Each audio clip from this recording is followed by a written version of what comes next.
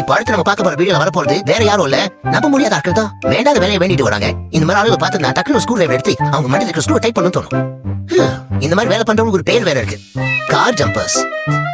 Car jumping பண்றதுக்கு முக்கியமான விஷயம் மஸ்குலர் எனர்ஜி, டைமிங், அப்புறம் நியூட்டன்ஸோட லா ஆஃப் மோஷன் ஃபார்முலாவை சரியா செயல்படுத்த தெரியணும். இல்லன்னா தர்மாஸ்பத்திரியில முதல் பெட் நமக்கு தான், நிலைமை கவலைக்கிடமாயிடும். உங்க ஃப்ரெண்டோட காராவே இருந்தாலும் அதை நிக்கும் போது உடைய வேண்டியதானே, அது என்ன ஓடும் போது உடைப்ப ஆரம்பிக்கிறது. நியூட்டனோட லா ஆஃப் மோஷன் படி எந்த ஒரு பொருளுக்கு எதிர்ப்பு சக்தி இல்லைன்னா அது பாட்டுக்கு சீரான வேகத்துல போய்கிட்டே இருக்கும். இது பார்க்கும்போது எவ்வளவு ஈஸியா இருக்குல்ல. உங்களுக்கு கூட தோணலாம், இது என்ன முடியாதா? But it's not that easy. உங்களை மாதிரி இதுக்கு முன்னாடி எத்தனையோ பேர் நினைச்சிருப்பாங்க இல்லையா, அவங்களுக்கு ஏற்படுற டேமேஜ்ல ஒரு வாட்டி பார்த்துட்டு அப்புறம் யோசிங்க.